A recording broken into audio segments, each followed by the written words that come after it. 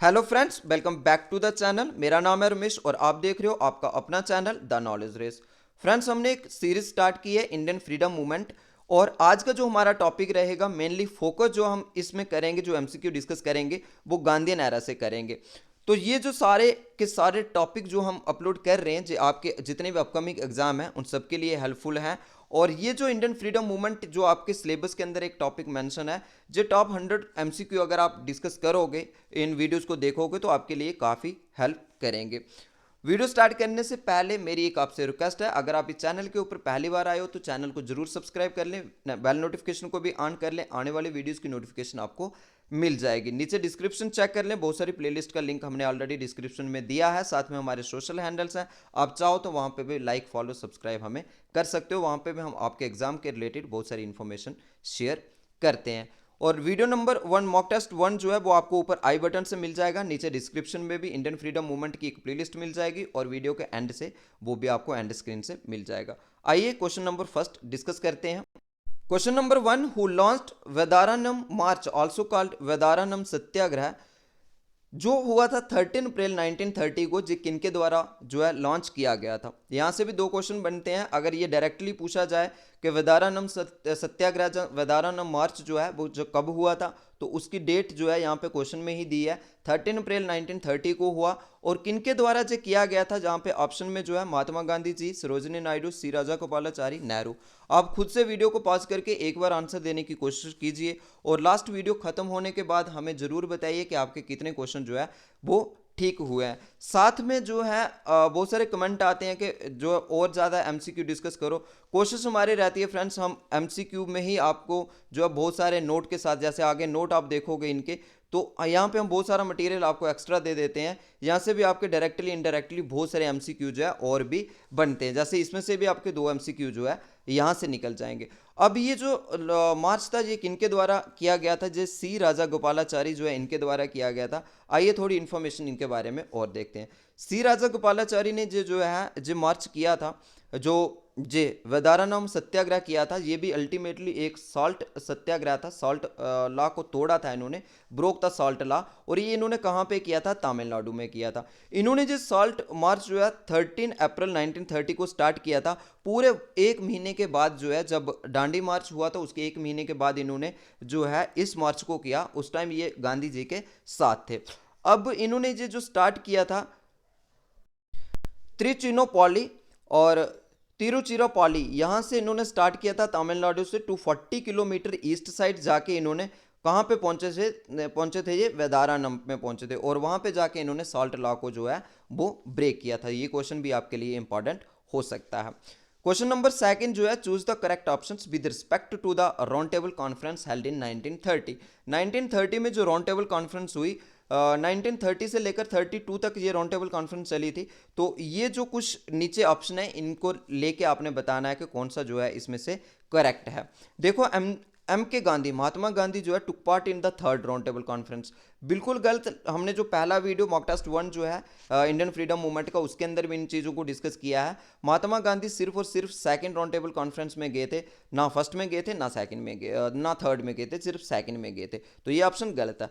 Lord reading was the voice Roy when the first round Table conference हुई थी, ये भी गलत है, क्योंकि ये रीडिंग नहीं थे उस टाइम। गांधी और इरविन में पैक्ट भी हुआ था, तो इरविन जो थे उस टाइम जो है वॉइस रॉय थे इंडिया में। तो ये ऑप्शन भी गलत है। तीसरा जो है, Congress participated in all 3 conferences, तो गांधी जी ने सेकंड जो है राउंड टेबल कॉन्फ्रेंस थी वहाँ पे हिस्सा लिया था on behalf of Indian national Congress. तो ना वो फर्स्ट में गए थे, ना थर्ड में गए थे, तो कांग्रेस जो है तीनों में पार्टिसिपेट नहीं किया था। B R Ambedkar participated in all 3 conferences, बिल्कुल सही आंसर है। बी आर अम्बेडकर जो है वो तीनों में उन्होंने पार्टिसिपेट किया था। तो ये इसका राइट आंसर है। कुछ इसके साथ एक्स्ट्रा इन्फॉर्मेशन जो है, एम के गांधी जो है जो सेकंड राउंड टेबल कॉन्फ्रेंस में गए थे, और ये जो सेकंड राउंड टेबल कॉन्फ्रेंस 1931 में हुई, इसमें गए थे। और उस टाइम इरविन जो है भारत के वॉइस राय थे, governor general and viceroy of India थे। और ये कब से कब तक रहे थे, 3 अप्रैल 1926 से लेकर 18 अप्रैल 1931 तक रहे थे। तो ये जो है लॉर्ड इरविन इस समय में भारत के वॉइस राय थे। उसके बाद फर्स्ट राउंड टेबल कॉन्फ्रेंस जो थी वो हुई थी नवंबर 1930 से लेकर जनवरी 1931 तक। उसके बाद कांग्रेस आएगा, Congress second round Table conference में इन्होंने पार्टिसिपेट किया। बी आर अम्बेडकर ने जो है तीनों में पार्टिसिपेट किया था। और तेज बहादुर सप्रू जो थे, इन्होंने भी तीनों राउंड टेबल कॉन्फ्रेंस में हिस्सा लिया था। तो कई बार ये क्वेश्चन पूछ लेते हैं कि तीनों राउंड टेबल कॉन्फ्रेंस में किन्होंने हिस्सा लिया था। अगर बी आर अम्बेडकर का नाम होगा वो भी राइट होगा, तेज बहादुर सप्रू का होगा, इनका भी राइट होगा। अगर दोनों होंगे तो फिर दोनों के साथ आपको जाना है। राउंड टेबल कॉन्फ्रेंस का नीचे बताया हुआ, फर्स्ट राउंड टेबल कॉन्फ्रेंस नवंबर 1930 से लेकर जनवरी 1931 तक हुई। सेकंड राउंड टेबल कॉन्फ्रेंस सितंबर 1931 से दिसंबर 1931 तक हुई। और थर्ड राउंड टेबल कॉन्फ्रेंस नवंबर दिसंबर 1932 में हुई। ये इसकी एक्स्ट्रा इन्फॉर्मेशन थी। यहाँ से बहुत सारे एमसीक्यू आपके जो है डायरेक्टली इनडायरेक्टली इन टॉपिक से जो है वो निकलेंगे। क्वेश्चन नंबर थर्ड जो है, arrange the following movements of Mahatma Gandhi in the right order from the beginning. Mahatma Gandhi ji के जो सत्याग्रह थे उनको आपने बिगनिंग से आगे चलना है कि फर्स्ट कब हुआ, सेकंड कब हुआ, थर्ड कब हुआ, तो ये आपने बताना है। तो ऑप्शन जो है इन सबके सेम है, बस आगे पीछे करके दिए हुए हैं। चंपारण, अहमदाबाद, खेड़ा, नॉन कॉर्पोरेशन, अहमदाबाद, चंपारण, यही ऑप्शन है, आगे पीछे करके दिए हैं। तो आपको राइट आंसर बताना है। राइट आंसर जो है फ्रेंड्स इसका सबसे फर्स्ट में जो है यही इसका राइट आंसर है। सबसे पहले चंपारण हुआ 1917 में हुआ था, उसके बाद अहमदाबाद हुआ, ये 1980 में हुआ था, और 18 में हुआ था। उसके बाद खेड़ा, ये भी 1980 में हुआ था। और नॉन कॉर्पोरेशन मूवमेंट आपको पता है कि 1920 से लेकर फिर 22 तक ये चली थी। तो इसके बारे में कुछ एक्स्ट्रा इन्फॉर्मेशन जो है वो ले लेते हैं।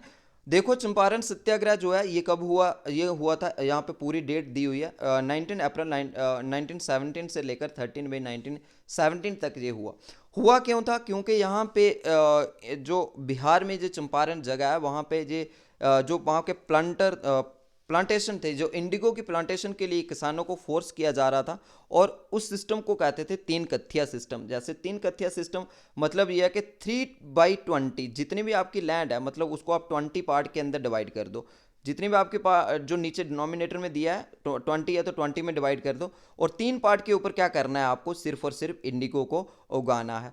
तो इंडिगो एक डाई के लिए, कलर के लिए इसे यूज़ किया जाता था। बट इंटरनेशनल मार्केट में जैसे ही यूरोपियन को इसका नुकसान होने लगा तो उन्होंने हैवी टैक्स जो है किसानों के ऊपर डालना शुरू कर दिया, और जिससे लेकर किसान जो है वो बहुत ही परेशान थे। गांधी जी ने चंपारण सत्याग्रह, पहला सत्याग्रह था, जो बहुत बार क्वेश्चन पूछता है पेपर में कि फर्स्ट सत्याग्रह कौन सा था जो इंडिया में गांधी जी ने किया था, वो चंपारण सत्याग्रह ही था, और इसको वो जीते थे इसमें। उसके बाद जो है सेकंड की अगर हम बात करें तो तीन कथिया सिस्टम जो है फर्स्ट में चंपारण सत्याग्रह में वो खत्म कर दिया था, ये जो उन्होंने कहा था कि इसके ऊपर आपको इंडिगो उगाना है। सेकंड, अहमदाबाद जो है मिल स्ट्राइक थी, और ये यूरोपियन के साथ नहीं हुई थी, ये वर्कर और इंडस्ट्रियल जो ओनर है उनके बीच हुई थी। और क्यों हुई थी? क्योंकि अहमदाबाद में ही वहाँ पे क्या था कि जो वर्कर की सैलरी को लेके ये इशूस आ रहा था, क्योंकि वहाँ पे एक प्लेग जो है डिजीज़ फैली हुई थी, जिसके कारण बहुत सारे लोग मर गए थे। जब बहुत सारे लोगों ने इंडस्ट्रीज में काम करना बंद कर दिया था, जब वहाँ पे अहमदाबाद को छोड़ के वो जा रहे थे, जिसके कारण इंडस्ट्री वर्कर को काम भी ज़्यादा करना पड़ रहा था, और साथ में इन्फ्लेशन भी बढ़ती जा रही थी, जिसके कारण वो अपनी सैलरी को बढ़ाना चाहते थे। पर इंडस्ट्री जो ओनर है वो उनकी सैलरी जो थे वो बढ़ा नहीं रहे थे। इस चीज़ को लेके जो पूरा का पूरा अहमदाबाद जो मिल स्ट्राइक थी ये हुई थी, जिसमें गांधी जी ने इसको बाद में लेड किया, और वर्कर को जो है वो उनकी सैलरी हाइक करके दी थी। बेस शुरू में जो है वो वर्कर जो है 50% हाइक इन सैलरी की डिमांड कर रहे थे, और प्लैग बोनस जो उन्हें मिलता था उसकी भी डिमांड कर रहे थे। लेकिन बाद में जब ये डिजीज़ खत्म होगी तो इंडस्ट्रियल जो ओनर थे उन्होंने ये देना जो है वो बंद कर दिया था, जो प्लैग बोनस वो देते थे वो देना बंद कर दिया था। तो वर्कर जो डिमांड करते थे अगर वो नहीं दे रहे होता तो इन्फ्लेशन इतनी बड़ी हुई तो हमारी सैलरी हाइक कर दो। 50% जो है ओनर थे वो 20% सैलरी बढ़ा रहे थे, बट वर्कर 50% चाहते थे। तो मिडिल जो है रास्ता 35% इनकी सैलरी को हाइक किया था जब गांधी जी ने जहाँ पे सत्याग्रह किया। और यहाँ पे एक और इम्पॉर्टेंट क्वेश्चन आगे आएगा इस अहमदाबाद के रिलेटेड, वो हम आगे डिस्कस करेंगे। और 18 में ही क्या हुआ फिर, जो खेड़ा में हुआ था जी, क्रॉप फेलियर हुआ था खेड़ा में।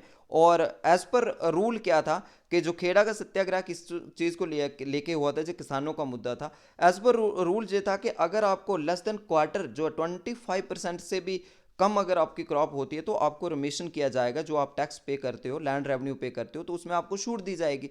बट यहाँ पे कुछ ऐसा ब्रिटिशर ने किया नहीं। जिन भी किसानों का ड्रॉट पड़ने के कारण, सूखा पड़ने के कारण फसलें खराब हो गई, 25% से भी कम हुई, लेकिन उनको जो है रिमिशन जो है लैंड रेवेन्यू पे नहीं दिया गया। तो जिस चीज़ को लेके गांधी जी ने यहाँ पे जो है वो सत्याग्रह किया, और ब्रिटिश ने इस चीज़ को भी माना। तो ये पूरा जो केस ये था। यहाँ पे आप खुद ही देखो कि कितने सारे क्वेश्चन आपके जो है यहाँ से निकलते हैं।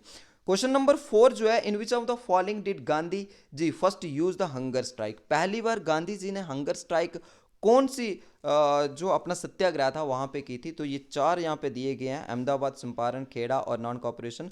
तो यहाँ पे अहमदाबाद जो अभी हमने डिस्कस किया, अहमदाबाद वाला जो मिल स्ट्राइक वाला था, तो यहाँ पे पहली बार वर्करों को पहली बार गांधी जी ने कहा कि आपको क्या करना है कि हंगर स्ट्राइक पे जाना है। और उसके बाद जब वर्कर ने जो है वापस जो है इंडस्ट्रीज को ज्वाइन करना शुरू कर दिया, काफ़ी देर तक वो स्ट्राइक नहीं कर पाए क्योंकि घर भी उनको चलाना था। तो जब उनके पास पैसों की कमी होने लगी तो गांधी जी खुद जो है वो हंगर स्ट्राइक के ऊपर बैठ गए थे। तो यहाँ पे पहली बार उन्होंने हंगर स्ट्राइक किया। तो ये पूरा नोट यहाँ पे दिया हुआ है। और लास्ट में 35% जो है उनकी सैलरी भी इंक्रीज हुई थी। Question number 5, Quit India Movement is also known as, Quit India Movement को किस और नाम से जाना जाता है? अगस्त मूवमेंट के सितंबर, अक्टूबर या मार्च मूवमेंट से। तो क्विट इंडिया मूवमेंट जो है उसको जाना जाता है अगस्त मूवमेंट से। आइए देखते हैं अगस्त मूवमेंट से क्यों। यहाँ पे भी आप देखोगे कि कितने सारे क्वेश्चन जो है अलग अलग बार जेकेएसएसबी ने यहाँ से घुमा फिरा के पूछे हैं। क्विट इंडिया मूवमेंट कब हुई? 8 अगस्त 1942 में हुई। और ये इसीलिए इसको अगस्त में हुई थी, तो अगस्त मूवमेंट भी कहा जाता है। उसके बाद ये जब क्विट इंडिया मूवमेंट हुई तो इंडियन नेशनल कांग्रेस का जो सेशन हुआ था वो कहाँ पे हुआ था? बॉम्बे सेशन हुआ था। ये भी क्वेश्चन ऑलरेडी जो है कॉम्पिटिटिव एग्जाम में पूछा गया है। ये भी पूछा गया है क्विट इंडिया मूवमेंट कब हुई।